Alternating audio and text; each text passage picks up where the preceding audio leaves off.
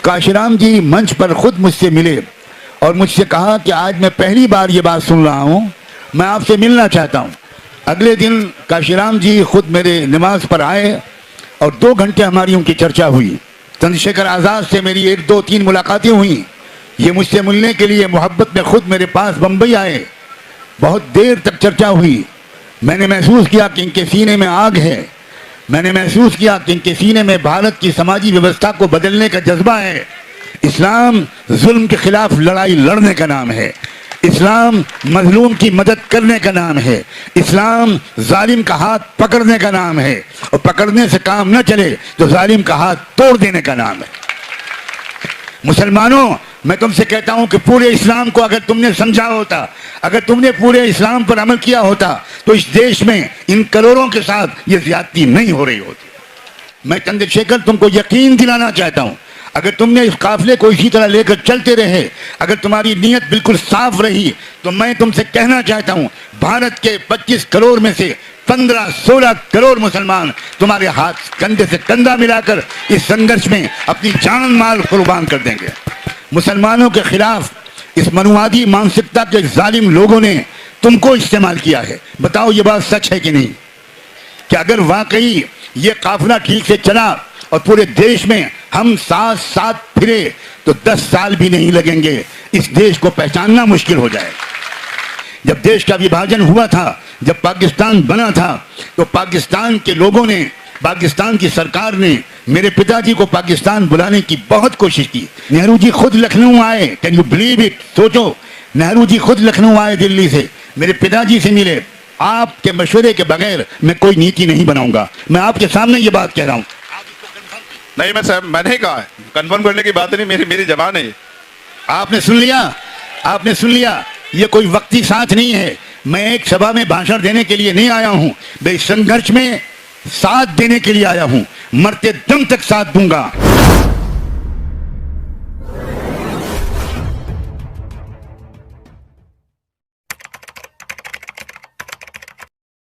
मैं 13 साल का बच्चा था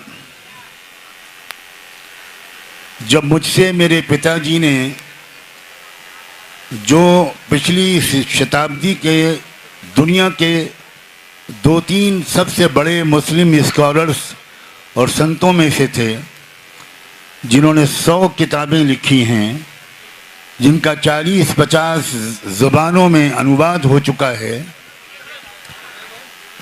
उनके 2 बहुत चाहने वाले डॉक्टर थे जो उनकी किताबों का इंग्लिश में अनुवाद करते थे। एक का नाम था डॉक्टर फरीदी, जिनका नाम अभी चंद्रशेखर आज़ाद ने भी लिया था, और एक का नाम था doctor Mohammad Asif Kidwai. Oxford University ने उनके पीएचडी के मकाले पर ये रिमार्क दिए थे कि मोहम्मद आसिफ कदवाई को ब्रिटिश एजुकेशनल काउंसिल का चेयरमैन बनाना चाहिए।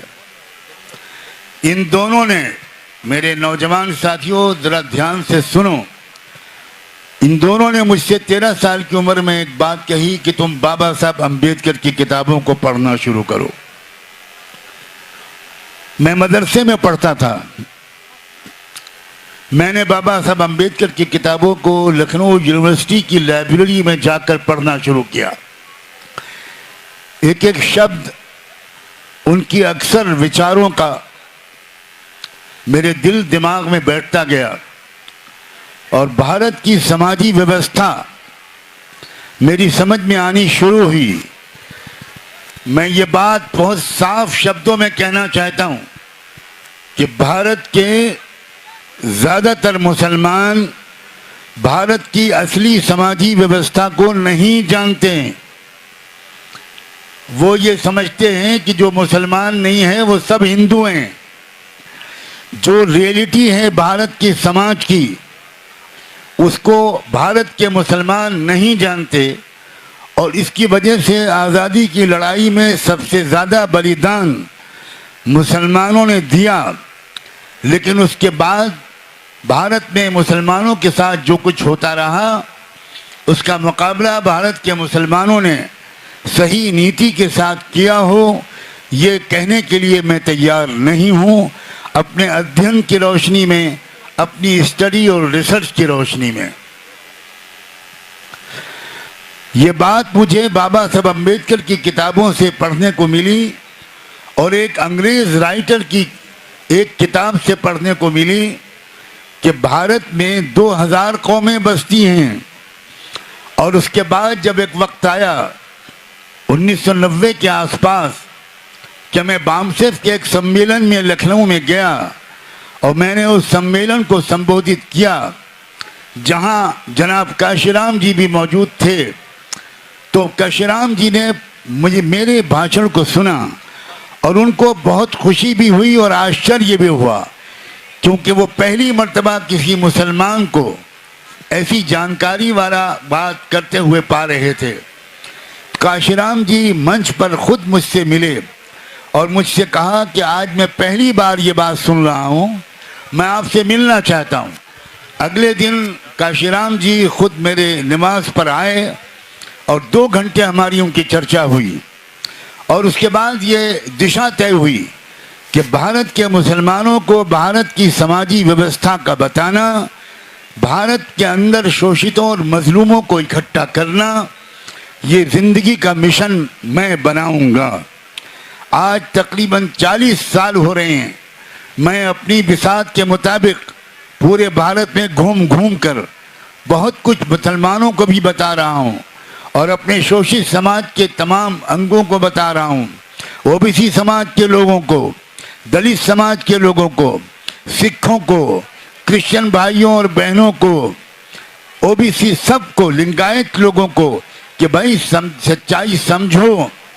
मान्यवर काशीराम जी ने दूसरी मुलाकात में मुझसे कहा कि आपने पहली मुलाकात में ये कहा था कि भारत में 2000 कौमें रहती हैं, 2000 कौमें रहती हैं। उन्होंने कहा कि मैं आपकी जानकारी के लिए बताता हूँ, भारत में 6000 कौमें हैं। आप भारत के जो असली समाजी व्यवस्था है उसको बदलने के लिए जो खड़ा होगा, जो इस विचारधारा से सहमत होगा, जो कंप्लीट न्याय स्थापित करने के लिए आगे बढ़ेगा, सज्जाद नोमानी उसके साथ है। मैंने महसूस किया, चंद्रशेखर आज़ाद से मेरी 1, 2, 3 मुलाकातें हुई। ये मुझसे मिलने के लिए मोहब्बत में खुद मेरे पास बम्बई आए, बहुत देर तक चर्चा हुई। मैंने महसूस किया कि इनके सीने में आग है। मैंने महसूस किया कि इनके सीने में भारत की समाजी व्यवस्था को बदलने का जज्बा है। मैंने महसूस किया कि इनके साथ बहादुर नौजवान हैं।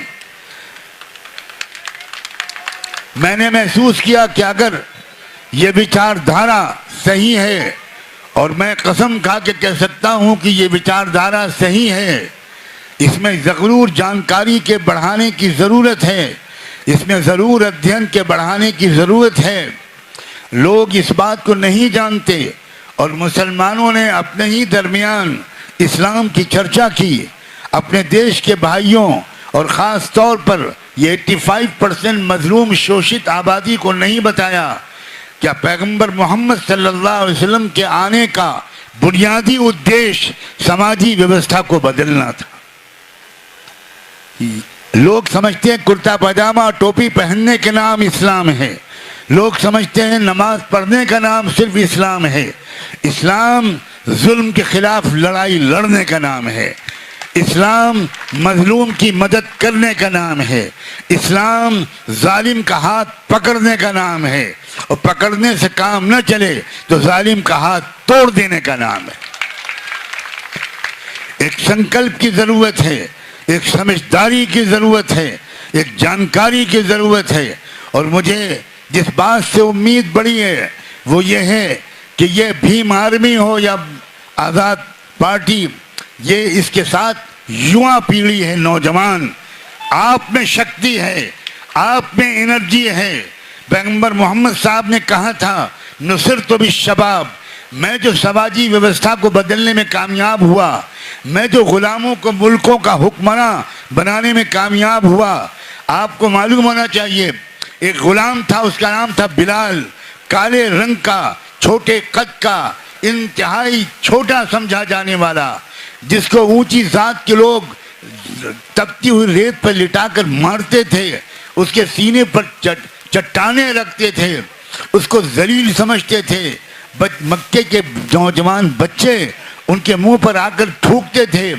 जब मक्के के दरवाजे खुले, जब व्यवस्था परिवर्तन का एक बड़ा चैप्टर नया आया, तो पैगंबर मोहम्मद साहब ने ऊंची जात के कुरैश के खानदान के किसी आदमी को नहीं, किसी अरबी और हाशिमी और मुत्तलिबी को नहीं, बल्कि उस गुलाम और उस दलित बिलाल से कहा, तुम काबे की छत पर चढ़ो और छत पर चढ़कर अजान दो। इंसानी हिस्ट्री और इतिहास में मेरी बच्चियों और बहनों और नौजवानों, कभी कोई इंसान, कोई पैगंबर, कोई ऋषि मुनि काबे की छत पर नहीं चढ़ा था।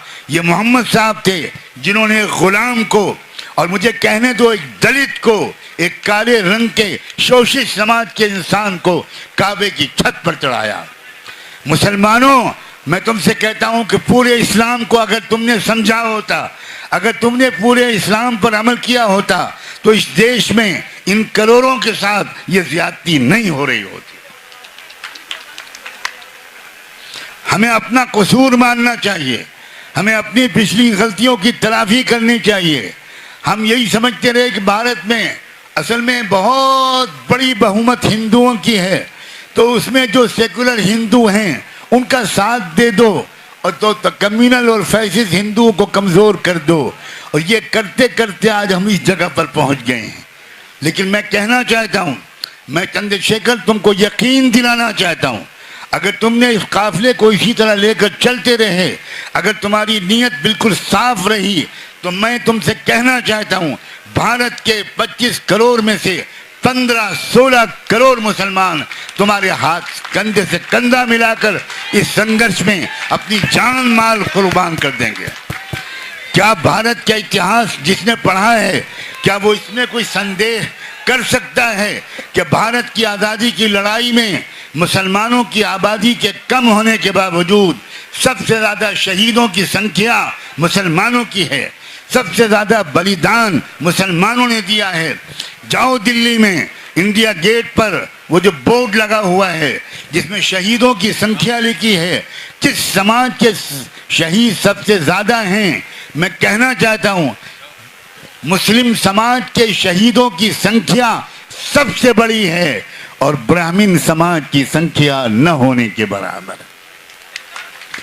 ये मनुवादी व्यवस्था, ये इस मनुवादी व्यवस्था ने, ऐ दलित नौजवानों, अगर मैं दलित शब्द यूज नहीं करता, मैं आमतौर पर शेड्यूल कास्ट बोलता हूँ जो संविधान का शब्द है, लेकिन मैं चूंकि आमतौर पर लोग दलित बोलते हैं इसलिए आज पसंद न करने के बावजूद कह रहा हूँ, मुसलमानों के खिलाफ इस मनुवादी मानसिकता के जालिम लोगों ने तुमको इस्तेमाल किया है। बताओ ये बात सच है कि नहीं? कभी आज तक किसी ब्राह्मण ने बाहर निकलकर किसी मुसलमान पर हाथ उठाया है? मुसलमान, वो ब्राह्मण तुमको भड़काता है, वो ब्राह्मण तुमको मिसगाइड करता है, वो तुम्हारे दिलों में इस्लाम और मुसलमानों से नफरत डालता है और तुम उसकी बात पर यकीन कर लेते हो। मैं उम्मीद करता हूँ कि भीम आर्मी की ये तहरीक, चंद्रशेखर जैसे बहादुर लीडर, उसका वजूद और तुम्हारा उसका साथ देना ये गलतफहमियों को दूर करेगा। तुम मुसलमानों को अपना समझोगे और मैं मुसलमानों से कहता हूँ इनको अपना समझो, इनको अपना समझो। ये हैं तुम्हारे नेचुरल एलाई, तुम समझो इनको, वरना तुम इस्लाम को छोड़ दो, तुम इस्लाम को बदनाम कर रहे हो। तुम आगे बढ़ो। मैं फिर कहता हूँ इस्लाम सिर्फ नमाज पढ़ने का नाम नहीं है। मुस्लिम लड़कियों से भी कहता हूँ, मुस्लिम नौजवानों से भी कहता हूँ, आप अपनी कॉलेज में, अपनी यूनिवर्सिटी में, अपने क्लासरूम में, अपने मोहल्ले में, अपने गांव में आप ढूंढ कर दलित लड़कों से दोस्ती करो, इनको, इनके साथ खान पान का रिश्ता बनाओ, घर जाओ, इनको अपने घर बुलाओ, अपने दिल की बात इनसे कहो। मैं भविष्यवाणी करने वाला आदमी नहीं हूँ, लेकिन आज मेरा दिल जा रहा है कि मैं कहता हूँ कि अगर वाकई ये काफिला ठीक से चला और पूरे देश में हम साथ साथ फिरे तो 10 साल भी नहीं लगेंगे, इस देश को पहचानना मुश्किल हो जाए। इस देश की जो मिट्टी है उसमें नफरत नहीं है, मोहब्बत है। इस देश की जो मिट्टी है, इस देश की जो अपनी नेचर है, इस देश का जो अपना एक फितरत है, एक मिजाज है, वो मोहब्बत का मिजाज है। अगर मोहब्बत का मिजाज ना होता तो अजमेर शरीफ में हजरत ख्वाजा के मज़ार पर जाने वाले आप ही के समाज के लोग मुसलमानों से ज़्यादा होते हैं। आप और हमारे बीच में, मुसलमानों और शोषित समाज के बीच में, मुसलमानों और सिखों के बीच में, मुसलमानों और ईसाइयों के बीच में, मुसलमानों और महात्मा गौतम बुद्धा के अनुयायियों के बीच में ये ब्राह्मण खड़ा हुआ है। इसने लड़ाई लड़वाई है। मैंने हिस्ट्री पढ़ी है, मैं 30 साल से हिस्ट्री को पढ़ रहा हूँ। ये ब्राह्मण है जिसने लड़ाई लड़वाई है और ये आज भी यही काम करता रहता है। समय आ गया है युग परिवर्तन का, समय आ गया है युग की तब्दीली का, और युग की तब्दीली न मुसलमान अकेला कर पाएगा, ना आप अकेले कर पाओगे, न सिद्धार्थ नुमानी अकेले कर पाएगा, न चंद्रशेखर आज़ाद अकेले कर पाएगा। जब तक हम लोग पूरे भरोसे के साथ, विचार विमर्श के साथ, आपस के मशवरों के साथ कदम से कदम मिलाते हुए नहीं चलेंगे, तब तक हम जलसे कर सकते हैं, तालियां बज सकती हैं, लेकिन देश की व्यवस्था में कोई ठोस परिवर्तन आए, ऐसा संभव मुझे तो कम से कम बिल्कुल नहीं लगता है। मुझे नहीं लगता कि आप इन बातों से सहमत हो कि नहीं हो। तालियां बजाओ, मुझे तालियों का शौक नहीं है, लेकिन मैं जानना चाहता हूं कि आप सहमत हो इन विचारों से कि नहीं। यह है विचारधारा जो मुझे यहाँ लाई है। मैं राजनीति का इंसान नहीं हूँ, मैं समाज का छोटा सा सेवक हूँ। मुझे भारत से प्यार है। मैंने अरब की यूनिवर्सिटी से PhD की, तो अरब की गवर्नमेंट ने मुझे वहीं पर जॉब दिलाई और पहले ही महीने से 7.5 लाख रुपए मेरी सैलरी रखी। मुझे वहाँ रोकने के लिए सरकार ने भी जोर डाला। मैंने पिताजी से पूछा, उस वक्त वो जिंदा थे, मैंने वहाँ से फ़ोन करके पिताजी से पूछा मैं क्या करूँ। कहा पहली फ्लाइट लेकर भारत में आ जाओ। उन्होंने कहा कि हमने संकल्प लिया है कि हम भारत को छोड़कर दुनिया में कहीं नहीं जाएंगे। जब देश का विभाजन हुआ था, जब पाकिस्तान बना था, तो पाकिस्तान के लोगों ने, पाकिस्तान की सरकार ने मेरे पिताजी को पाकिस्तान बुलाने की बहुत कोशिश की। यहाँ तक कि उस वक्त के पाकिस्तान के प्राइम मिनिस्टर लियाकत अली खान ने हमारे भारत के प्राइम मिनिस्टर श्री जवाहरलाल नेहरू से कहा, मौलाना नुमानी की हमको ज़रूरत है, हमको यहाँ का संविधान बनाना है जिसमें इस्लामिक चीज़ें भी हों और जो सेकुलर भी हो, जो डेमोक्रेटिक भी हो। मेरे पिताजी इस्लामिक लॉ के दुनिया के सबसे बड़े स्कॉलर थे। उन्होंने कहा नेहरू जी ने कि मैं बात करता हूँ। नेहरू जी खुद लखनऊ आए, कैन यू बिलीव इट। सोचो, नेहरू जी खुद लखनऊ आए दिल्ली से, मेरे पिताजी से मिले। मेरी उम्र उस वक्त शायद 7 साल की रही होगी। पिताजी से उन्होंने कहा कि प्राइम मिनिस्टर लियाकत अली बार बार जोर दे रहे हैं, हम तो नहीं चाहते कि आप भारत से जाएं, लेकिन वो कह रहे हैं तो मैं आपके पास खुद आया हूँ। आप अगर जाने को तैयार हों तो मैं पूरी व्यवस्था करने के लिए तैयार हूँ। आप और आपकी पूरी लाइब्रेरी, आप और आपका पूरा परिवार बड़े आराम से एक चार्टर्ड प्लेन में पाकिस्तान में भेज दूंगा। मेरे पिताजी ने उनसे कहा कि नेहरू जी, हम ये संकल्प ले चुके हैं और मैंने ये विल लिखी है कि मेरी औलाद में से कोई कभी भी किसी भी परेशानी, चाहे जितना जुल्म हो, चाहे जितनी ज्यादती हो, हम भारत को छोड़कर नहीं जाएंगे। मुसलमानों, भारत की एक धार्मिक अहमियत भी है। लोग तुमको सही इतिहास नहीं बताते। पहला इंसान जब उतारा था खुदा ने, पहला पैगंबर, तो अरब में नहीं उतारा था, मक्के और मदीने में नहीं उतारा था। वो जम्बू सलाल द्वीप का इलाका था जो साउथ इंडिया और श्रीलंका में है, वहाँ उतरे थे आदम अलैहिस्सलाम। और आदम का नाम अरबी ज़बान का शब्द नहीं है, आदम संस्कृत ज़बान का शब्द है। आदि मानव, ये से था आदिम, वहाँ से बना आदम। तो इस्लाम भारत की सबसे पहले जो भारत में धर्म आया, एक ही धर्म दुनिया में सब लेकर आए, वो महात्मा गौतम बुद्धा हो, वो हजरत ईसा हो, हजरत मूसा हो। ये हो ही नहीं सकता कि जीने और मरने का पूरा संस्कार खुदा ने एक दे दिया, खाने पीने का तरीका एक दे दिया और हजारों धर्म दे दिए ताकि तुम हमेशा लड़ते रहो। ये स्वार्थी पंडितों ने असली धर्म का हुलिया बिगाड़ा है, इसलिए कि वो इस धर्म के नाम पर दलाली करना चाहते हैं। आप अगर सीधे संपर्क करोगे अपने मालिक से तो बीच में वो एजेंट तो खत्म हो गया, उसकी आमदनी खत्म हो गई और सबसे जबरदस्त आमदनी मंदिरों की है। उस आमदनी पर न इनकम टैक्स है न सेल टैक्स, बल्कि इनकम टैक्स कमिश्नर और सेल टैक्स कमिश्नर खुद आकर वहां माथा टेकते हैं। ये सब झूठ है, ये सब फ्रॉड है। नौजवानों, आगे बढ़ो, अध्ययन करो, स्टडी करो, दिमाग को रोशन करो, दिल को बड़ा करो, हृदय को बड़ा करो और ऐसे बहादुर लीडरों को मजबूत तरीके से उनके साथ सहयोग करो। हमसे, मैं आज यहाँ उलमा बैठे उनके सामने कहता हूँ, चंद्रशेखर जी मुझसे बहुत बार बार कह चुके, आज भी उन्होंने मुझसे कहा, आज भी उन्होंने मुझसे सुबह कहा कि मौलाना नुमानी साहब, बहुत दिन के बाद हमें ये कोई मार्गदर्शक मिला है, आपके मशवरे के बगैर मैं कोई नीति नहीं बनाऊंगा। मैं आपके सामने ये बात कह रहा हूँ। आप इसको कंफर्म कीजिए। नहीं मैं साहब, मैंने ही कहा है, कंफर्म करने की बात नहीं, मेरी जबान है ये। आपने सुन लिया, आपने सुन लिया। ये कोई वक्ती साथ नहीं है। मैं एक सभा में भाषण देने के लिए नहीं आया हूं, मैं इस संघर्ष में साथ देने के लिए आया हूं। मरते दम तक साथ दूंगा।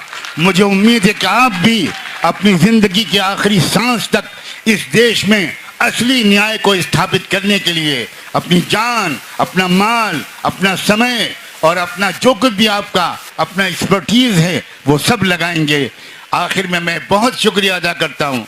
मैं अपने परिवार के बीच में आया हूँ। मुझे वो खुशी हो रही है कि जो किसी इंसान को अपने परिवार के बीच में आने से होती है। मैं बहुत शुक्रिया अदा करता हूँ अपने बहुत अजीज दोस्त साथी चंद्रशेखर, जो मुस्तकबिल की उम्मीद बनकर भारत के सामने आ रहे हैं। मैं उनका शुक्रिया अदा करता हूँ। आप सब मीडिया के लोगों का भी शुक्रिया अदा करता हूँ, बहनों का, भाइयों का, नौजवानों का, बेटियों का, सारे लोगों का। और जिन लोगों ने इतनी ज़बरदस्त व्यवस्था की, जिन्होंने ऐसा अरेंजमेंट किया इस इतनी बड़ी सभा का, उन सब का दिल से मैं बहुत ही धन्यवाद करता हूँ। और एक और बात मैं ज़रूर कहूँगा, मैं अपने पुलिस के भाइयों और बहनों का भी दिल से शुक्रिया अदा करता हूँ, बहुत दिल से शुक्रिया। बहुत मुश्किल सर्विस है हमारे पुलिस डिपार्टमेंट की। घंटों खड़ा रहना पड़ता है, धूप हो, बारिश हो, वक्त पर खाना नहीं मिलता, वक्त पर चाय नहीं मिलती। देश के नागरिकों का और पुलिस के लोगों डिपार्टमेंट का जिस दिन संबंध अच्छा हो जाएगा उस दिन देश तरक्की करना शुरू करेगा। पुलिस विभाग के लोग दिन रात ड्यूटी करते हैं और ख़ास तौर पर महिला पुलिस की जो मेरी बेटियां हैं, उनको देखकर तो मुझे बहुत ही दुख होता है। वो घंटों घंटों ड्यूटी देते हैं। अगर टॉयलेट जाने की ज़रूरत होती है तो वो बेचारी जा नहीं पाती। मैं बहुत दिल से आभारी हूँ डिस्ट्रिक्ट एडमिनिस्ट्रेशन का, ज़िला प्रशासन का, यहाँ के पुलिस अफसरान और हमारे तमाम भाइयों का, बहनों का, बेटियों का, कि उन्होंने बहुत अच्छी व्यवस्था की, बहुत शांति के साथ, बहुत सुकून और इत्मीनान के साथ आपने इस जलसे को होने दिया। मैं दिल से आपका आभार व्यक्त करता हूँ। एक बार फिर मैं आप सब से ये वादा लेता हूँ कि इस संघर्ष में आखिर दम तक साथ चलोगे। अब मैं उम्मीद करता हूँ कि संविधान की जो प्रस्तावना अभी पढ़ी जाएगी उसके बाद हम लोग सब संकल्प लेंगे, संविधान बचेगा तो देश बचेगा, संविधान नहीं बचेगा तो देश के टुकड़े टुकड़े होने से कोई बचा नहीं सकता।